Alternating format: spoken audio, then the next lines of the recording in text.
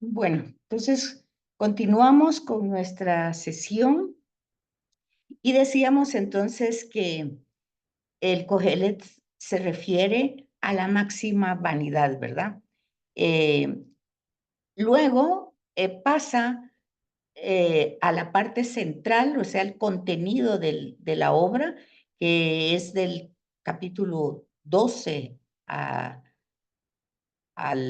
12, al versículo 12, 8, ¿verdad? Del capítulo 1, versículo 12, al capítulo 12, versículo 8. Y ahí se va desarrollando en forma de soliloquio, ¿verdad? Él hablando consigo mismo. El autor va examinando cada una de las cosas que el hombre intenta encontrar para su goce y felicidad. Y después de una atenta consideración, concluye que ninguna de las cosas que busca es capaz de ofrecerle una felicidad plena. Solo hay felicidades efímeras, transitorias. Y entonces el Cogelet muestra de este modo que todos los bienes deseados en este mundo, aún los más nobles y excelsos, tienen límites y aspectos negativos, comenzando por la misma relatividad en la que se encuentran sumergidos. Por este desarrollo del tema, muchas veces se considera a Cogelet como que tuviera una visión pesimista, eh, no esperanzadora, ¿verdad? Sin embargo, si uno entra en la lectura atenta, se va dando cuenta que no, que lo que va describiendo él, pero era lo que hablábamos al principio, de una manera desordenada, ¿verdad? Son las angustias del pensamiento, o sea, de la filosofía, del pensamiento filosófico, de que al final de tantos afanes, bueno, ¿a dónde va a ir a terminar lo poco o lo mucho que uno haga si al final se muere, ¿verdad?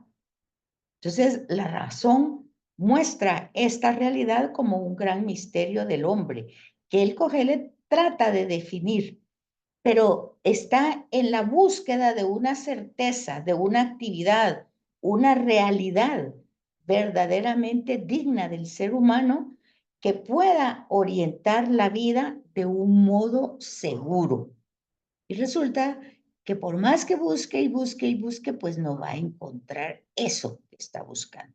Entonces ahí es donde entra en la reflexión, pues de darse cuenta que si hay realmente una realidad trascendente en la que yo creo, pues debo de ser coherente con esa realidad, porque va a ser la única que me va a dar ese sentido de orientación.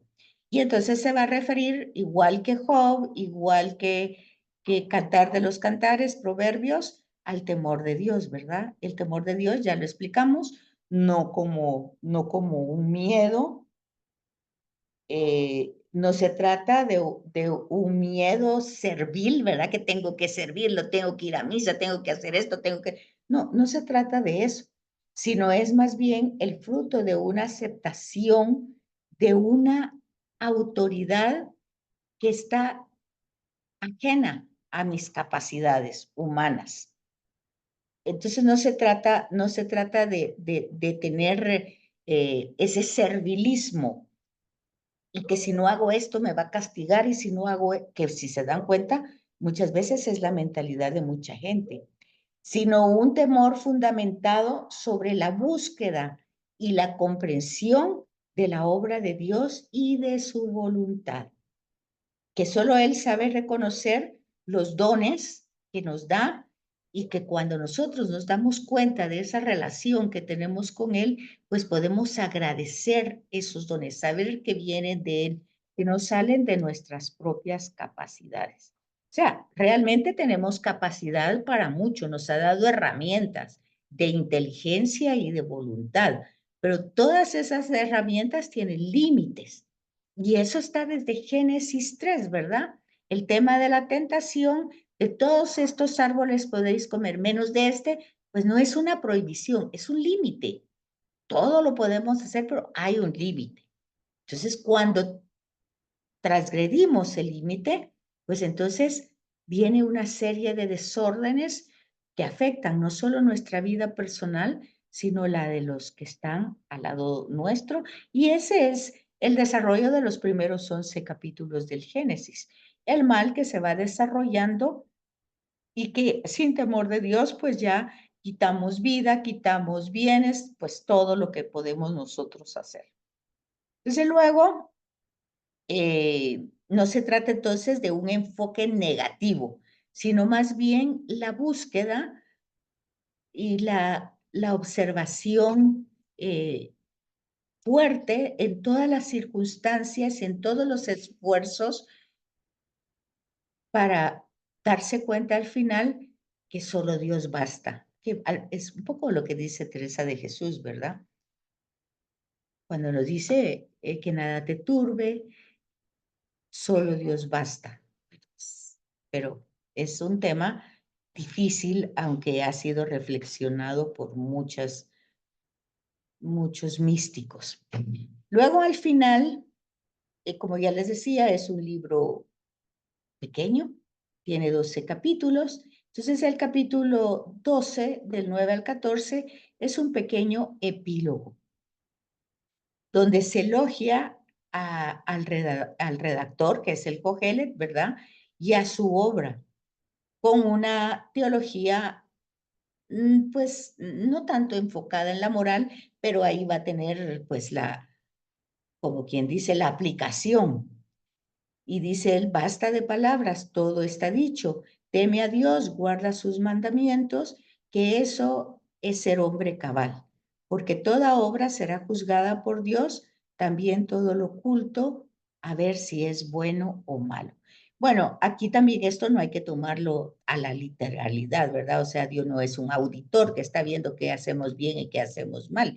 Ya nosotros, vuelvo a repetir, ese proceso de llegar hasta el Nuevo Testamento y ver realmente no una definición ni un concepto, pero sí ver cómo Jesús tiene una relación con Dios a quien llama Padre y cómo Él, pues, sin ningún tipo de imposición, le da a su Padre el lugar que tiene, ¿verdad? Dice lo que sabe que el Padre quiere que diga y hace lo que el Padre quiere que haga, porque todo es para la gloria del Padre, ¿verdad? Todo va a pasar para que el Padre manifieste su amor en la humanidad. Entonces, aquí vamos con eso del contenido. La temática es bastante singular y compleja. Lo hace de una manera distinta a todo el Antiguo Testamento.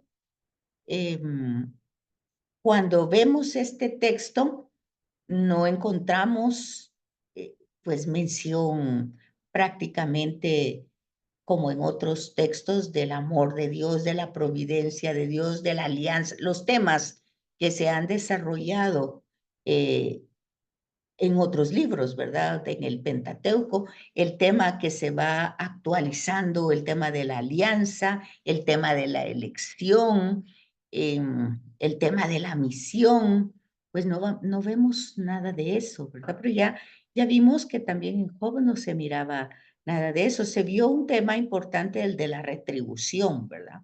Y el problema de cómo las personas ante un momento de dolor pueden llegar, por muy amigas que sean, con sus creencias, con sus prejuicios y causar más dolor al que ya está dolido.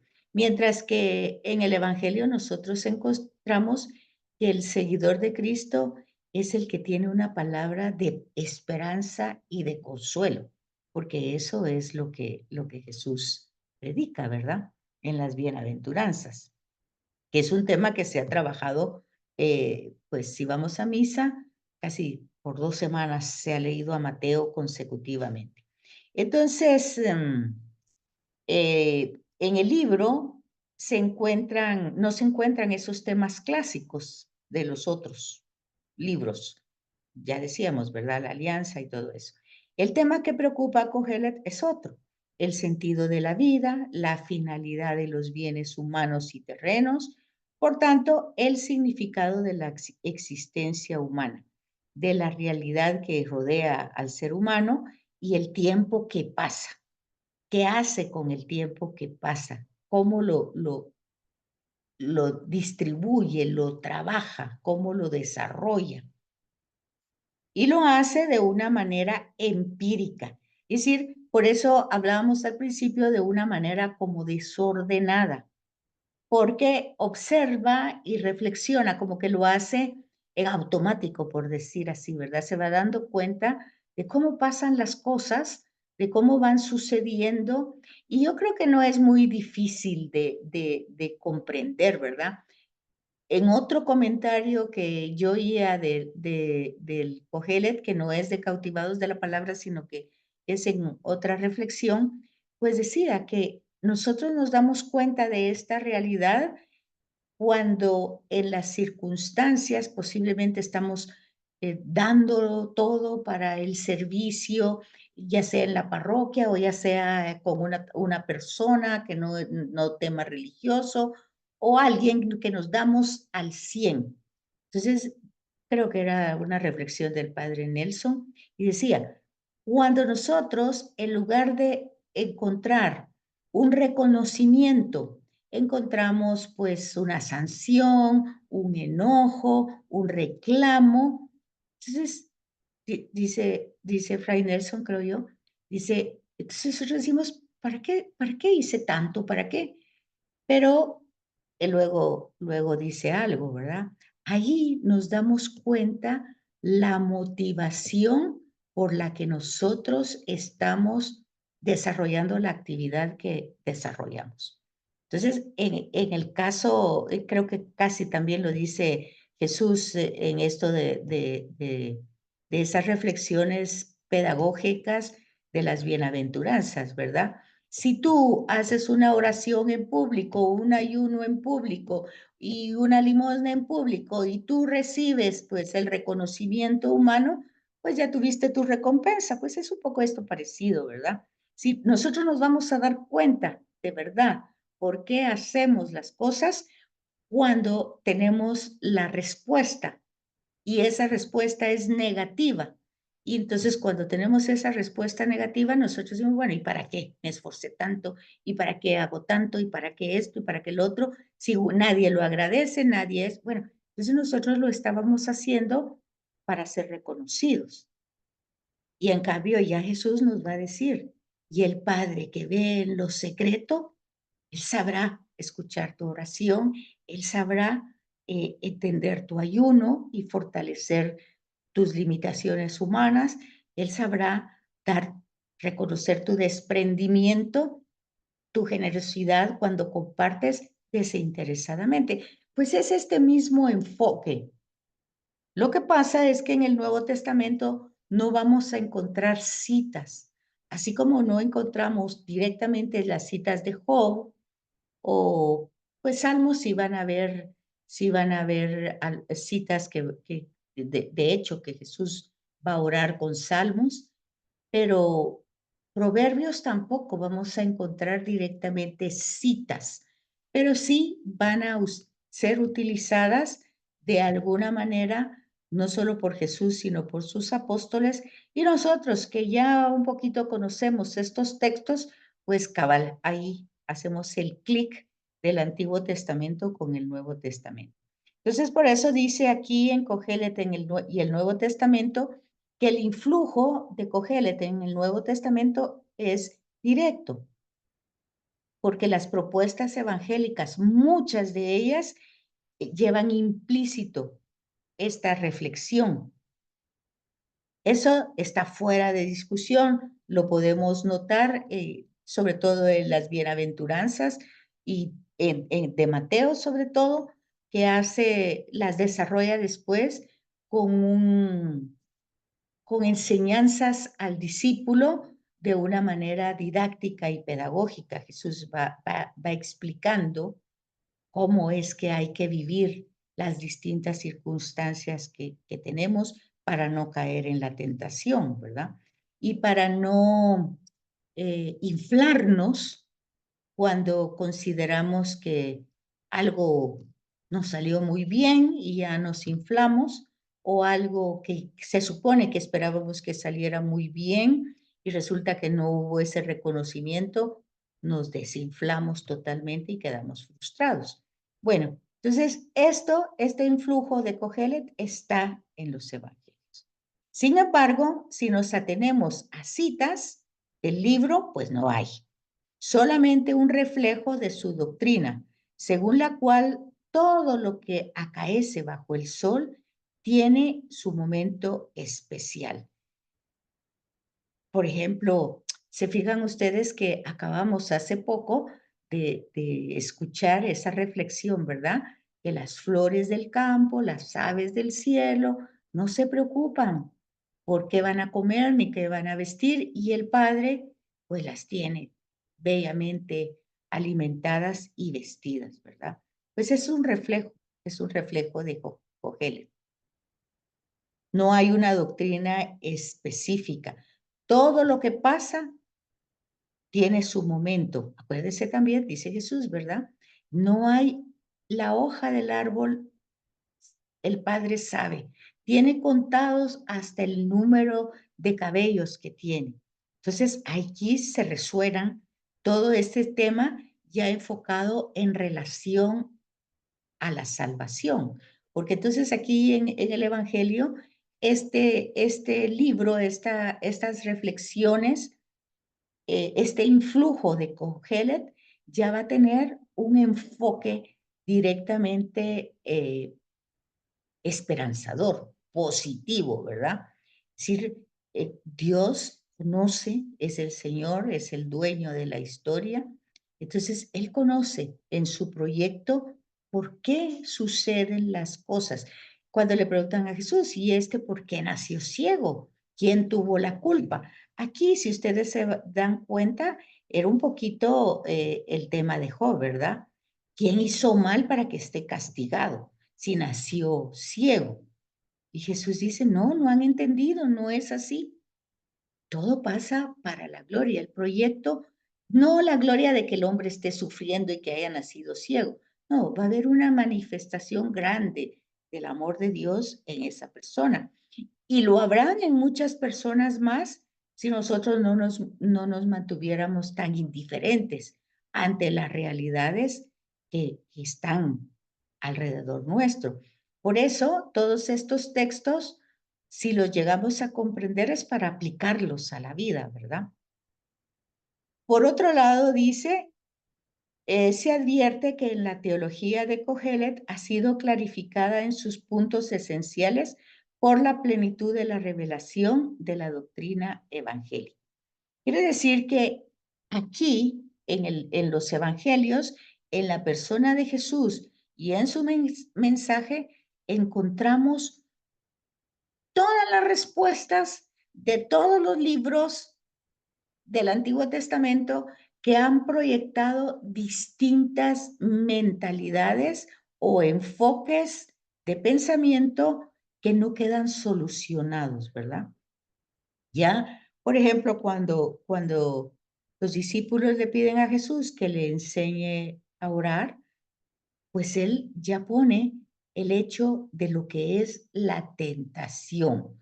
No nos dejes caer, o sea, hasta en eso tenemos que estar sostenidos, tenemos que estar conectados constantemente.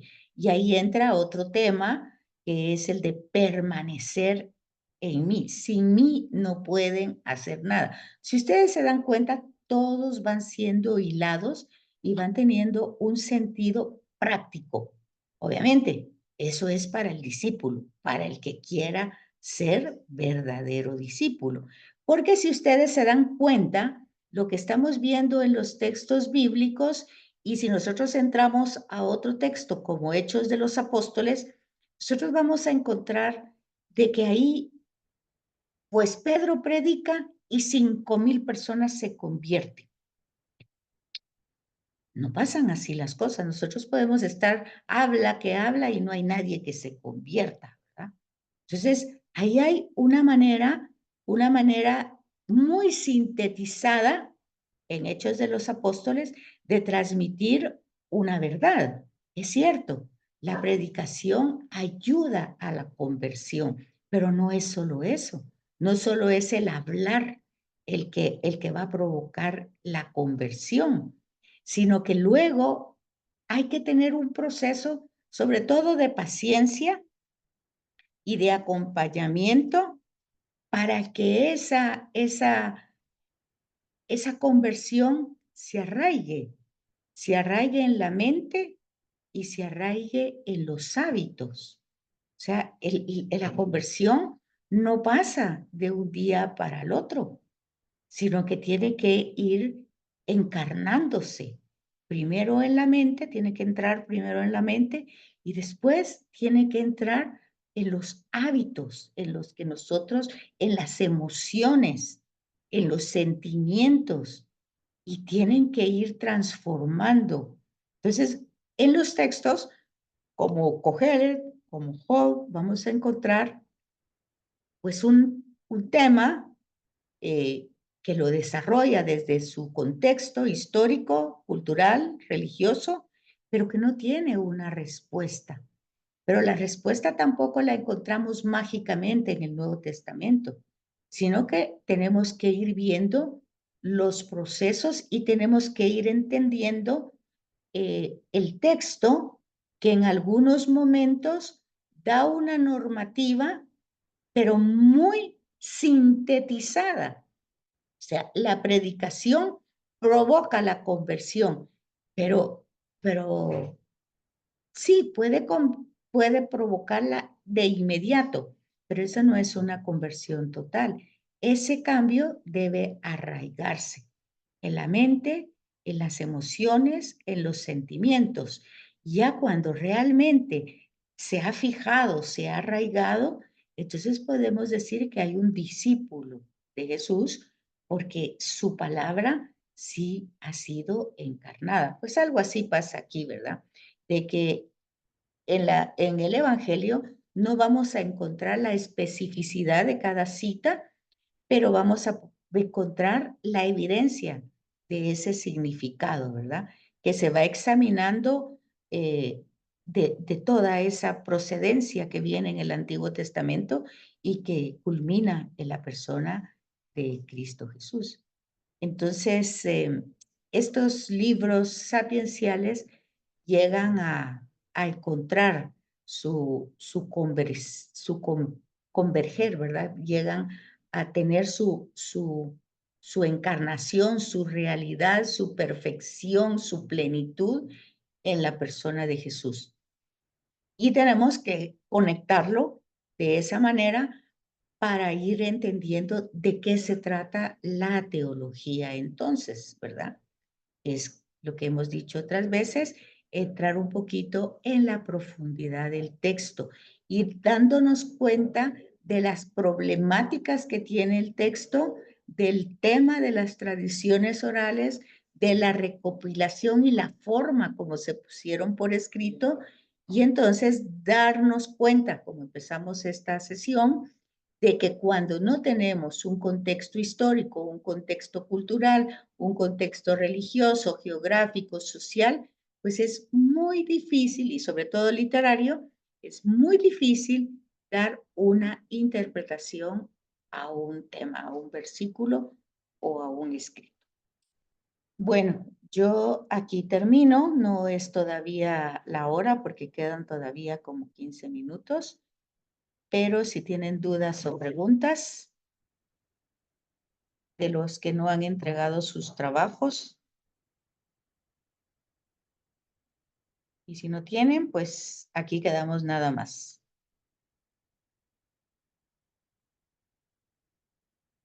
Por mí todo está claro. Ok, muchas gracias. Entonces, les encargo sus trabajos, por favor, para que podamos fácilmente terminar el trimestre, que como ya les dije, quedan solo 3 clases y nos vemos, si Dios quiere, dentro de 15. Feliz noche. Buenas noches, licenciada. Buenas noches. Gracias, licenciada. Buenas noches. Feliz